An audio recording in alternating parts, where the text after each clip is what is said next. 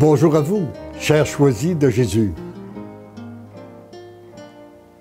Tout concourt au bien de l'homme qui a mis sa confiance en Dieu, y compris ses blessures. Voilà le titre du message 101 du 3e volume, où ce jour-là, je lui disais cette prière. Seigneur Jésus, ce matin, je veux vous présenter cette interrogation ou réflexion qui m'habite depuis quelques jours au sujet des blessures intérieures.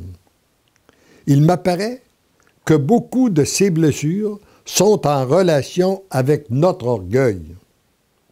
En d'autres mots, si c'est mon orgueil qui est blessé et que je travaille et demande de l'aide pour guérir cette blessure, c'est comme si je demandais de l'aide pour soigner mon orgueil, afin de le maintenir bien vivant et de m'empêcher d'entrer dans les profondeurs de l'humilité.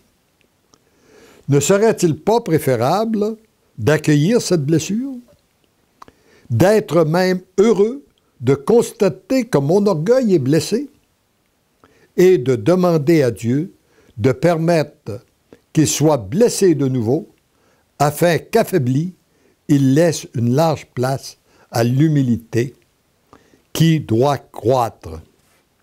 Je vous soumets cette réflexion en vous demandant de l'accueillir, de venir la corriger si elle n'est pas conforme à la vérité et de donner, si nécessaire, un nouvel éclairage. Merci d'entendre et d'exaucer cette prière. Amen. La réponse? Mon tout petit. Cette inspiration ne vient pas de toi, mais bien de moi, ton Dieu.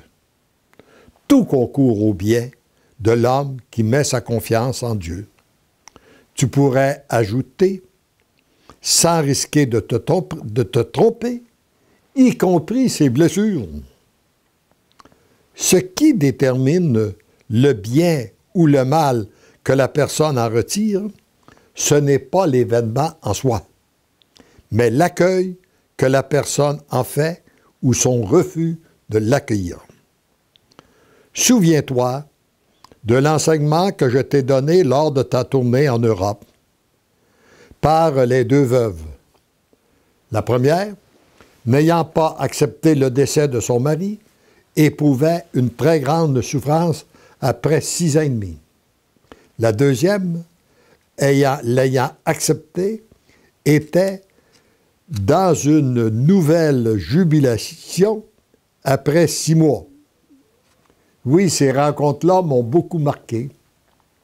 C'était lors de mon premier voyage en France, où j'avais expliqué que plus nous nous approchions du cœur de Jésus, plus nous pouvions recevoir une nouvelle joie, une nouvelle paix, une nouvelle amour, et que c'était l'accueil que l'on faisait d'une situation qui nous permettait de nous approcher du cœur de notre Dieu. Et après une conférence, une dame est venue me voir, écrasée par le poids de la souffrance, et elle me dit « Priez pour moi, parce que je souffre, je souffre, je souffre. » Ça fait 6 ans et demi que mon mari est mort. Depuis ce temps-là, j'ai vécu une multitude de souffrances. Maintenant, ce sont mes enfants qui ne veulent plus me voir. Moi, j'aime mieux utiliser le mot « accueillir » qu'accepter. Parce que souvent, dans le mot « accepter », il y a le sens « résignation »,« je n'ai pas le choix ». Tandis que lorsqu'on accueille, c'est tout à fait différent. Mais là, je trouvais le mot « accueillir » trop fort. Je lui ai demandé « Avez-vous accepté la mort de votre mari? » Elle a eu une réaction spontanée et elle m'a presque crié « Ce n'est pas acceptable !» Alors je lui ai dit « On va demander à Dieu de vous donner la grâce. » Là, je n'ai pas osé encore accueillir. Je dis « On va commencer par accepter. Accepter la situation qui est la vôtre. » Et en commençant par la mort de votre mari. 2 soirs plus tard, je donne à peu près le même genre d'enseignement dans un autre groupe. Et j'avais remarqué une femme qui rayonnait à travers les autres, tellement elle était rayonnante dans son visage. Et à la fin, elle vient me dire, ce que vous enseignez, je le vis. Ça fait 6 mois que mon mari est mort. Et nous étions très près l'un de l'autre. Il était encore jeune, au début de la soixantaine. Et lorsque c'est arrivé, j'ai dit, Seigneur, je veux te remercier pour le bon mari que tu m'as donné, pour toutes ces années de bonheur que nous avons connues ensemble. Ah, j'aurais aimé qu'elle se continue, mais toi, tu en as décidé autrement. Que ta volonté soit faite. Et elle ajoute, depuis ce temps, je suis habité par une paix que je ne sais pas d'où elle vient. Et j'ai même une joie qui m'inquiète parce que j'ai peur que les gens me voyant vivre pensent que je suis heureuse que mon mari soit mort. Voyez-vous la différence entre accueillir et refuser? 6 ans et demi après, la souffrance est encore plus présente qu'au moment du décès. L'autre, après 6 mois, s'est transformé en grâce et en bénédiction.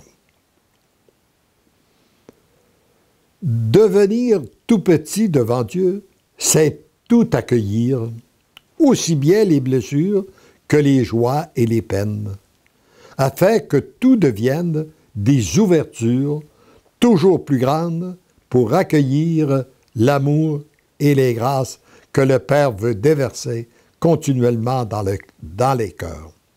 C'est uniquement là que s'exerce la vraie thérapie, car elle provient de la source même de l'amour, qui coule présentement en abondance, afin que très bientôt se construise ce monde nouveau via une Église nouvelle entièrement renouvelée. Soyez dans l'allégresse. Bientôt, je serai là. Divinement, je vous aime. Divinement, je t'aime. Et un autre tantôt, il nous dit, relevez la tête. Bientôt, je serai là. Amen.